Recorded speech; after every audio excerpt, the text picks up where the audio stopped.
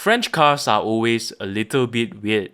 They almost never do things the normal way, and the all-new Peugeot 2008, and that is apparently how you're supposed to say the name, by the way, well, it's no different as well. It's quirky, and it looks unlike any other compact crossovers on the market today.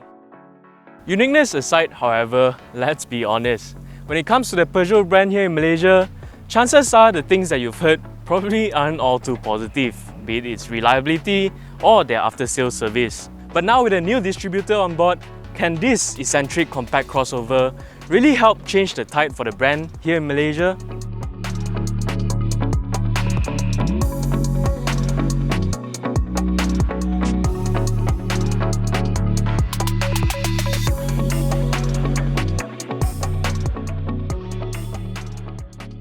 Renew your car insurance online at motortakafu.com by Etika to enjoy 10% rebate, cashback and many more. The Peugeot 2008 is a red dot design winner, and I think it's really not that hard to see why. In fact, I'm going to put myself out there on the line and say that this might just be one of the best looking crossovers no matter the segment. It's an evolution of Peugeot's latest design language, which debuted on the 508 back in 2018. And even though I'm really not an SUV person, I have to say that they've got the proportions here just right. The 2008 is based on the 208, but it doesn't look like just a jacked up hatchback. Instead, it's got this menacing stature, almost like an angry bulldog, or pug as they're affectionately known as. The most attractive angle, I think, is from the front, thanks to this aggressive looking daytime running light signatures that resembles the lion's fangs. Unlike its elder brothers, these here are not actually directly connected to the lighting fixture on top. But to be honest, I think I really like it better this way. The grille here is also not the same borderless grille design that we see on the 3008, but it still gets the same mesh design with the horizontal bars drawing your attention onto the Peugeot logo in the middle, which, for some reason, they're still using the old logo over here. The entire front fascia is also quite tall and flat, which really helps accentuate the crossover's aggressive stance. But it's when you move over to the side, and only then you get the true sense of its dimensions, and yes, it's really tiny. In terms of size, it's smaller than both the X50 as well as the HR-V, although the wheelbase is right in between the two, giving it very short overhangs on both the front as well as the rear. I also really like these unique looking character lines, which reminds me of the facets on the diamond. I mean, the entire car looks like a jewelry after all. At the back here, the 2008 has also been given the full width taillight treatment that's all of the rage these days, with a black plastic trim piece connecting the two intricately designed lion claw taillights. The windscreen is also pretty rigged, and the bumper down here also forms a shelf-like design with a silver trim piece on top. And check this out. They are very small, but those are actual twin tailpipe exits on a compact family crossover. In terms of equipment, the 2008 here in Malaysia gets 17-inch black onyx diamond cut wheels as standard, blacked out roof rails, alongside full LED lighting fixtures both front and back, and a smart entry system that automatically locks and unlocks the doors based on your proximity to the car. That's all well and good, but as with all other Peugeots, its pièce de résistance is actually on the inside.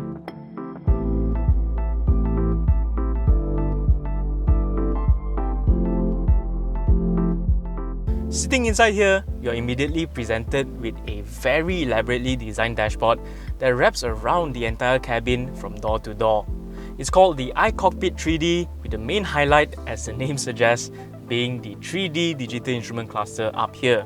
It works by using a secondary screen hidden underneath the hood over here to project additional information onto a separate piece of glass ahead of the regular display, and it's supposed to help drivers reduce their reaction time by up to half a second. Now, I can't personally confirm that, but I did find that information is a lot clearer and easier to read while driving. The digital instrument cluster is also paired to a 7-inch touchscreen infotainment display in the middle here that's sort of protruding out of the dashboard and angled towards the driver for easier access. The entire layout is designed around ergonomics for the driver, although it still doesn't chip out on the eye candies, with quite a lot of premium looking textures thrown into the mix. While I do really like how everything looks, in terms of actual usability though, I think the 2008 still leaves a little bit to be desired. Peugeot has also added a lot of fancy animations to both of these screens over here, and while they do actually look really nice, it just makes the whole operation feel very sluggish. For example, changing the driving display modes over here feels almost like an eternity, and if you are doing it while you're driving, it can actually be really dangerous. There's a bank of beautiful tactile piano key buttons down here, but for some reason, Peugeot in their infinite wisdom decided that to change the temperature of fan speed, you have to do it via this soft button over here and on the software itself. I mean, just why? Luckily, it does come with Apple CarPlay and Android Auto, so you can mostly bypass the car's own operating system in day-to-day use. The 2008 safety kit is also quite decent, with features including autonomous emergency braking, blind spot monitor, and lane keep assist systems coming as standard. Despite its smaller size, space at the back here is still pretty acceptable with just about enough knee room and headroom at the back. Although I would have hoped for the seats down here to be a bit longer and maybe a bit more angled so I get more thigh support. It's not as spacious as the HR-V or the much larger Corolla Cross, but you should still be able to seat 4 adults in here quite comfortably on longer journeys. Just be careful when you're getting in though, because there's a huge hump on the door sills, and the door opening itself also isn't exactly the biggest. Those that are a bit more afraid of the heat should also stick to the front seats because there are no aircon vents at the back. But the surprisingly large 405 litres of cargo room behind the seats means you'll be able to fit enough luggage for 4 adults on a weekend trip.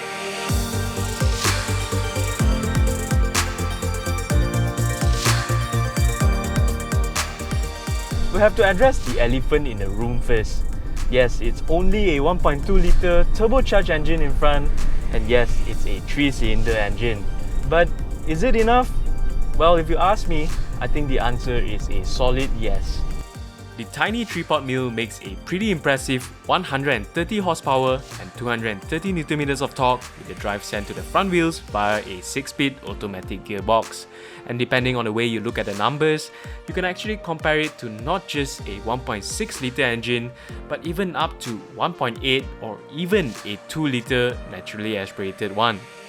Being such a small car, you'd expect for it to be primarily driven around the city streets, but even on the highways, overtaking here actually feels really effortless, and even at higher speeds, it also doesn't feel out of breath.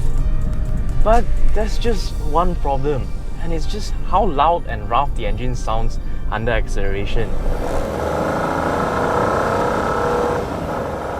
To be fair, the rest of the car is actually pretty quiet. Wind noise and tyre roar are all quite well controlled, and they're all comparable to other competitors in the segment.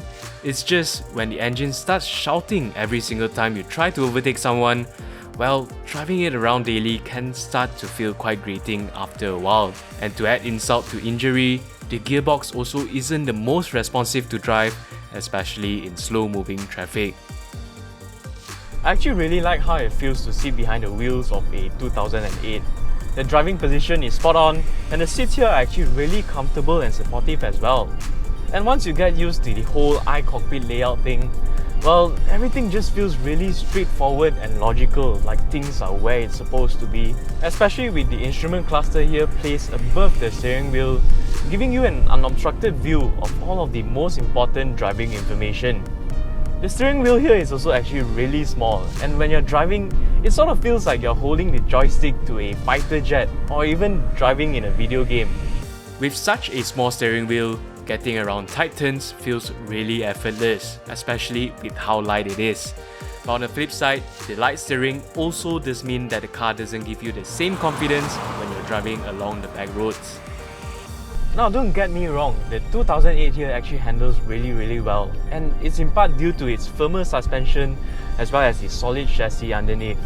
The front end is actually really dirty, and it just wants to turn in all of the time. And even at the higher speed sweeping corners, the car just seems to cling on onto the road at a surprisingly high speed without any sort of complaints from the tyres at all. But when it comes to the twisty back roads, the car just doesn't give me the amount of feedback I want through the steering wheel. I mean, it does firm up when you go to a higher speed, but even then, I find myself questioning what is really happening underneath the car. And as a result, I'm just really not comfortable pushing the car any further, even though I know it probably can handle it. The firmer suspension also means that you'll feel the road imperfections a lot more, and it does get quite jittery along the yellow speed markers on the roads. But as with all other European cars, the 2008 glides over speed humps and road undulations like a champ, which means for the most part, it's actually pretty comfortable to sit in, even on long highway trips. Well, that is unless you drive it primarily on the rough broken surfaces that's sometimes known as Kuala Lumpur roads. Now, I really can't speak for the reliability of this car yet, especially since we really only have it over the weekend to test it out. But based on what a number of Peugeot owners told me, the recent crop of the French parks, especially from the mid-2010s onwards, have already largely been problem-free. And on this latest iteration of the PureTech engine, Peugeot says that they've not only improved in terms of the power output, but also in terms of reliability as well. Furthermore, the 2008 in particular has undergone over 200,000 kilometers of endurance and quality testing here in Malaysia, all of which to ensure that the locally assembled car runs without a hitch in our hot and humid tropical weather. And I mean, there's even a Japanese gearbox underneath the hood in front here. So I really wouldn't worry about the reliability anymore, and especially now with Burmas at the helm of the Peugeot brand here in Malaysia, I dare say that getting after-sales service will also be a lot more easier than before. But of course, all of this comes with a huge disclaimer, because only really time will tell how it will perform here. The Peugeot 2008 is not the best value buy in the segment, but buying a car these days is much more than just getting the best bang for your buck. I mean, otherwise, everyone on the road will just be driving a Proton X70. People do value individuality, and some might even want a bit of pizzazz in their everyday commute. And if those words mean anything to you, then perhaps the 2008 here could be a decent option for you if you can look past its shortcomings. For more information on the Peugeot 2008, do log on to AutoBuzz.my. If you enjoyed the video, click the like button, comment down below, and subscribe to our channel for more videos like this. Also, of course, there's the little bell icon to give you the notifications to all of our latest videos. And if you really enjoyed the video, please share it with your friends because I don't have any. Renew your car insurance online at mototakafu.com by Atika to enjoy 10% rebate, cashback, and many more.